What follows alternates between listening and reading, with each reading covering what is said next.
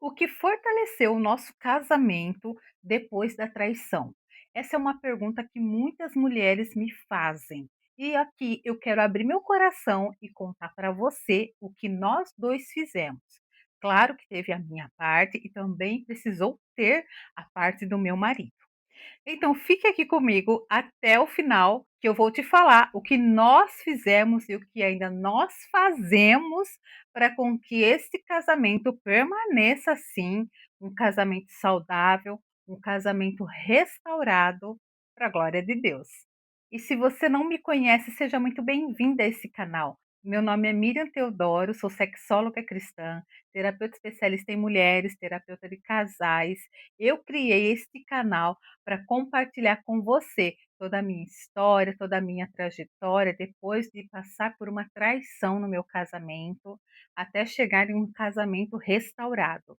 Então, se você não é inscrita, se inscreve nesse canal, ativa o sininho de notificações. Nós temos vídeos de toda terça e quinta, que são assuntos mais profundos para mulheres, contando minha experiência. De sábado nós temos o quadro Esposa que Reacende, que são vídeos mais ousados, mais abertos, mais picantes, para falar para você o que talvez você não encontre em outros lugares. Lembrando que aqui eu não falo o que você deseja ouvir, mas aquilo que você precisa ouvir. Deixa também depois aqui um comentário que eu vou amar ler o teu comentário e responder.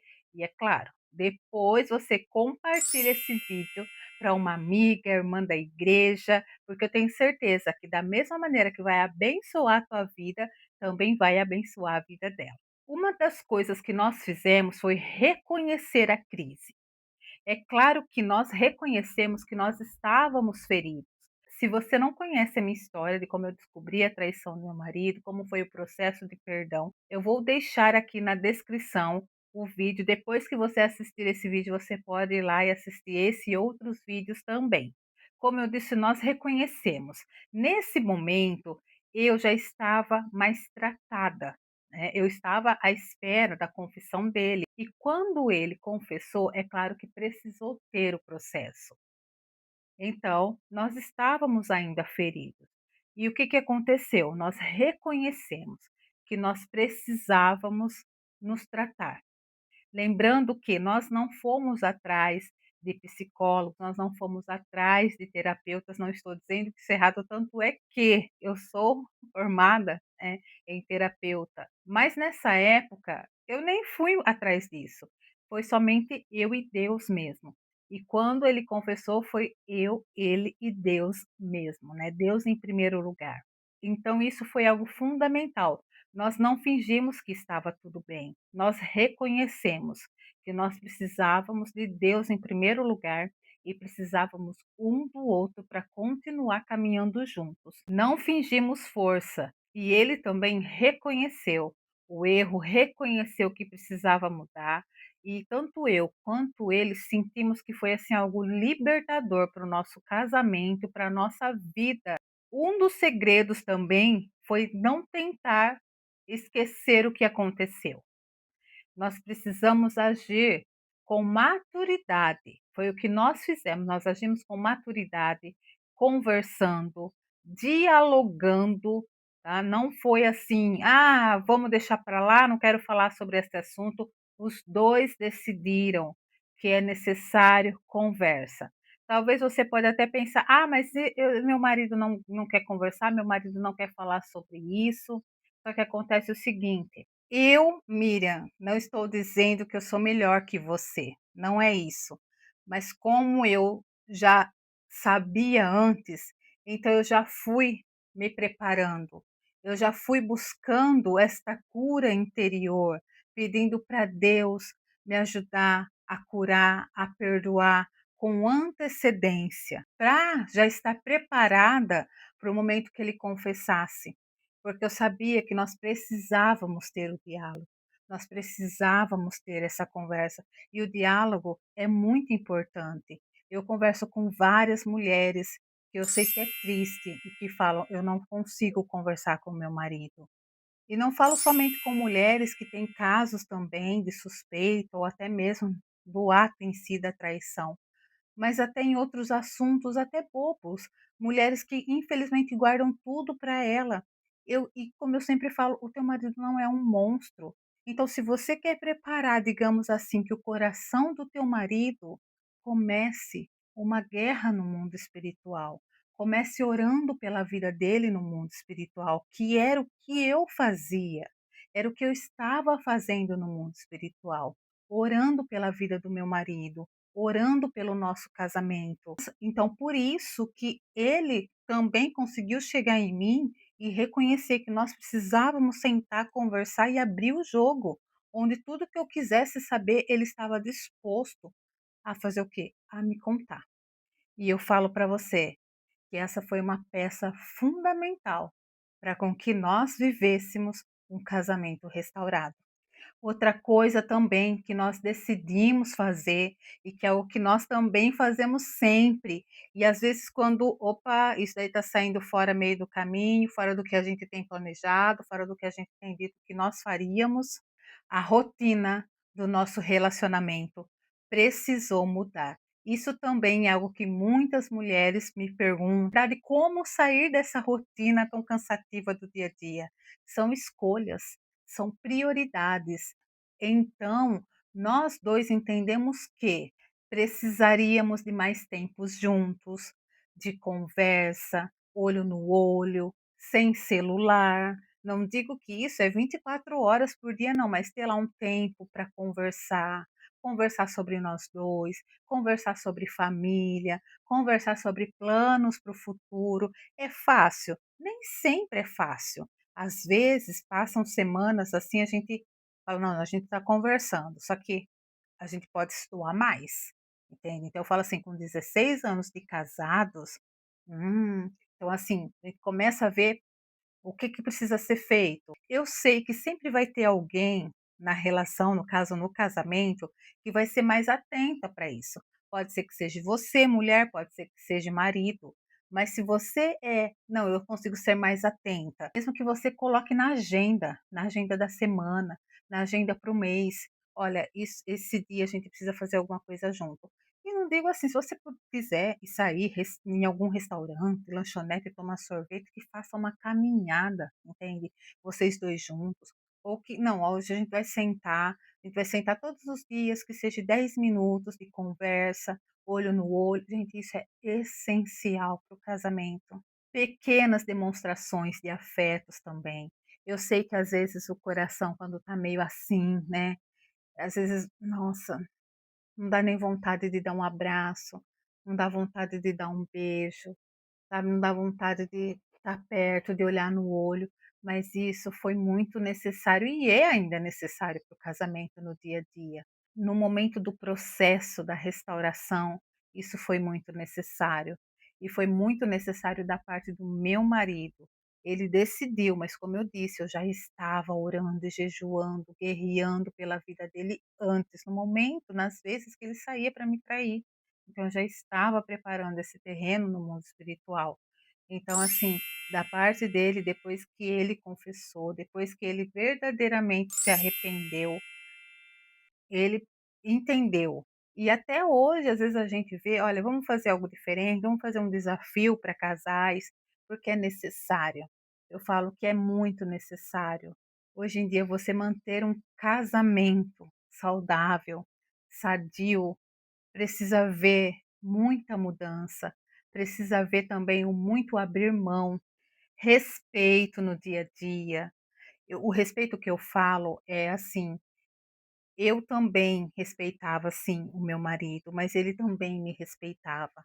Às vezes, tinha momentos que ele me pegava, assim, meio que triste, pensativa, e ele respeitava esse momento. Teve momentos também que eu já quis falar alguma coisa para querer tacar na cara dele. Eu precisava entender que eu não podia fazer isso, relacionado ao que aconteceu. E às vezes quando eu via que eu passava do limite, claro, eu pedia desculpa, só que ele entendia os meus sentimentos e ele me respeitava. Outra atitude também que ele precisou ter foi não abrir porta para desconfiança. Antes, como eu falei, ele saía às vezes durante o dia, né, como eu já falei no outro vídeo, contei para vocês, então assim, isso parou. E quando ele precisava sair, às vezes quando ele estava, às vezes precisava trabalhar até fazer alguma hora, fazer horas assim, trabalhar até mais tarde, ele sempre me mandava foto, mandava vídeo: "Olha, estou aqui". Às vezes não era mais necessário. Mas ainda assim, às vezes eu mandava mensagem, ele demorava para responder, mas porque ele estava ocupado, então ele tirava foto até mesmo de quem ele estava perto. Então assim, foi um processo que ele também decidiu. Ele não quis mais abrir porta, sabe, para com que houvesse desconfiança da parte dele, e isso foi muito libertador no nosso casamento. Outra coisa também que precisou mudar foi a parte íntima, no caso, né, nossa relação íntima. Como eu já falei aqui no outro vídeo, até mesmo quando eu sabia que ele me traía, eu ainda assim tinha relação, né, sexual com meu marido. Porém, depois que ele confessou verdadeiramente, não que mudou, digamos assim, mas assim, foi um processo.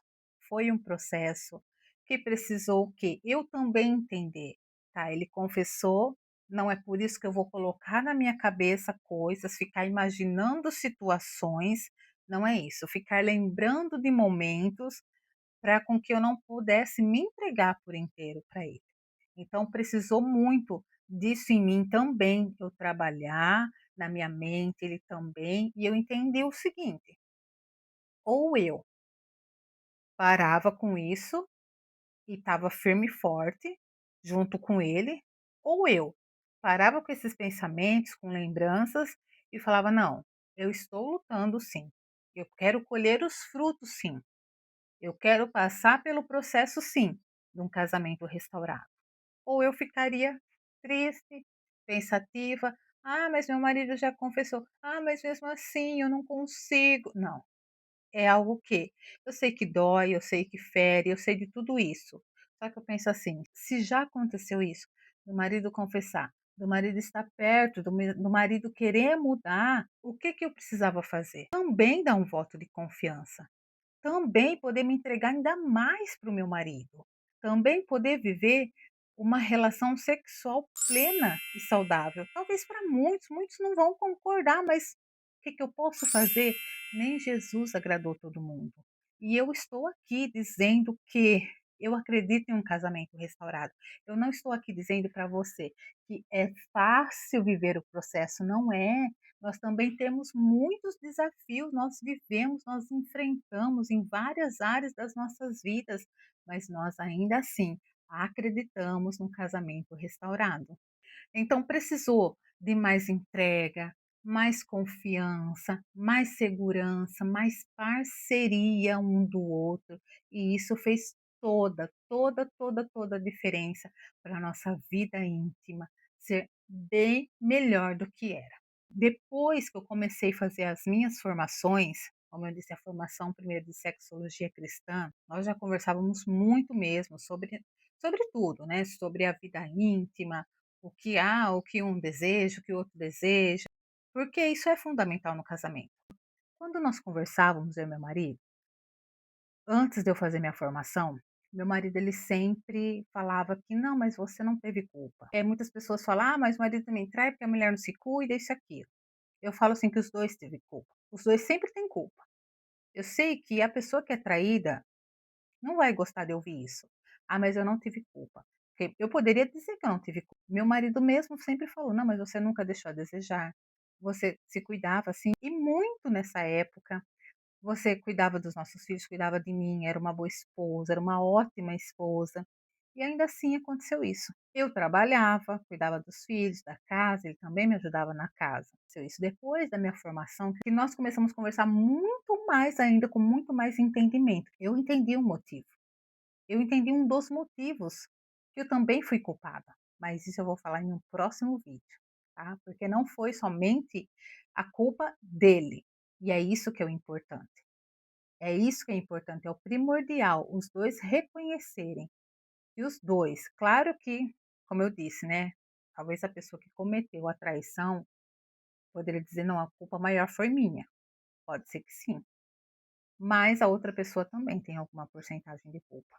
Mas Outra coisa também que foi, assim, essencial na nossa vida, foi a fé e a maturidade. Eu acredito no Deus no qual eu sirvo, que é o Deus que criou o céu, que criou o mar, que criou a terra, que criou todas as coisas, que criou o universo, que criou tudo.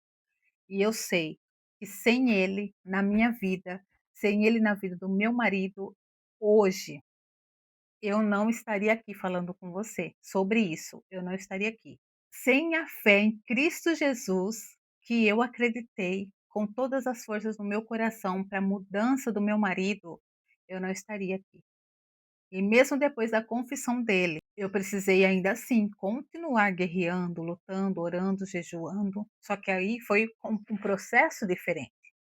Então eu falo que Deus, ele foi, ele é e ele continuará sendo tudo na nossa vida, na nossa casa, na nossa família. E sem Deus, porque como que eu posso falar que eu acredito num casamento restaurado, que é a base do casamento é o amor, se eu não conhecer o Deus do amor? Se eu não conhecesse o Deus de amor, eu não teria tido forças suficiente para lutar pela vida do meu marido.